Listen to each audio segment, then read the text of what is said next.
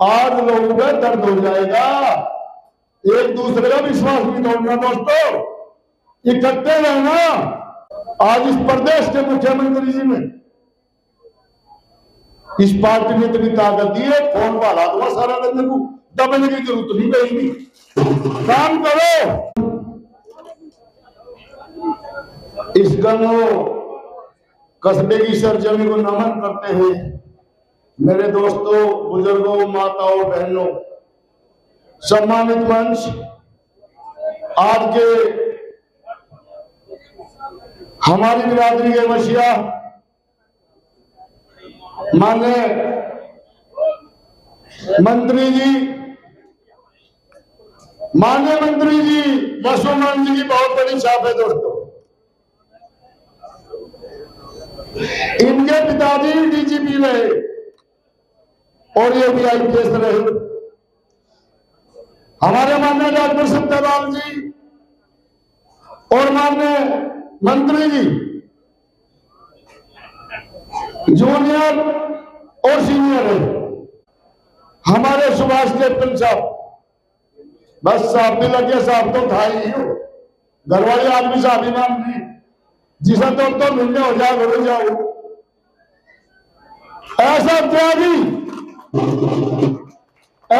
त्यागी मैंने अपने समाज का यदि कोई रथ चलाने वाला कृष्ण के रूप में लगा तो सुभाष कैप्टन।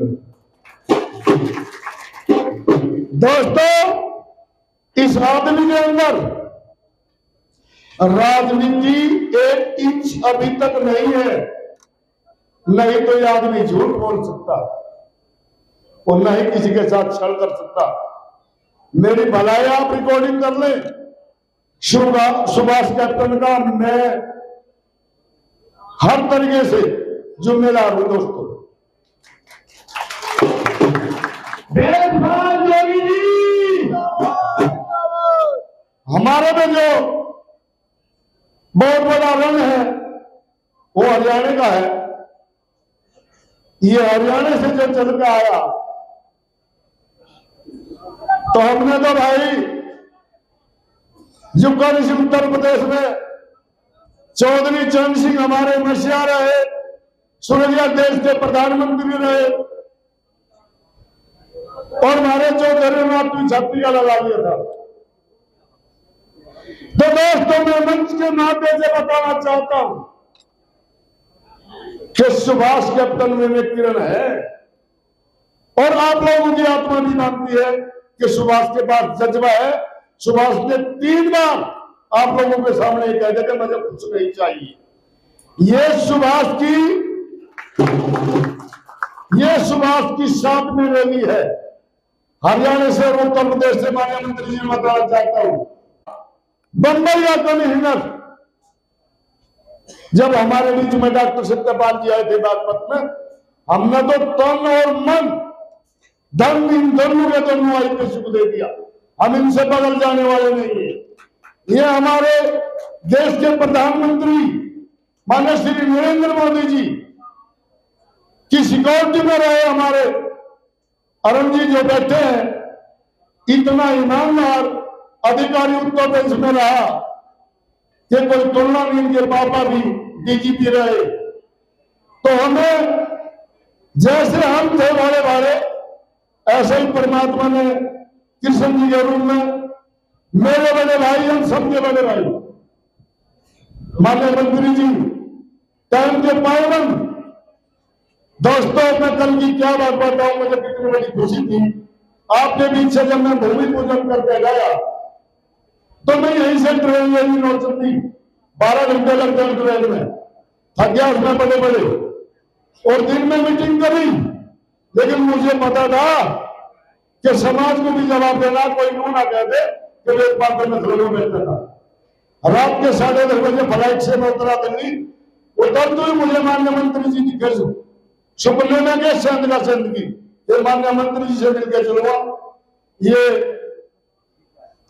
माननीय मंत्री जी दिल्ली में रुके हुए थे, बात करी, सुबह बागपत से लेकर आया हूं। भाई दोस्तों, मैं आप लोगों को एक बात कहता हूं, हमारे ये 12 के 12 समाज सुनो, काम करो, मैं आपके साथ हूं। इस प्रदेश के मुख्यमंत्री योगी आदित्यनाथ ने जो आप लोगों को समझा है ना, अरे आपसे ही तो मैं हूं, यदि मुझे समझा है तो वो आपको समझा है। और हम तो वे लोग हैं, माननीय मंत्री जी, हमने हमेशा देना सीखा है।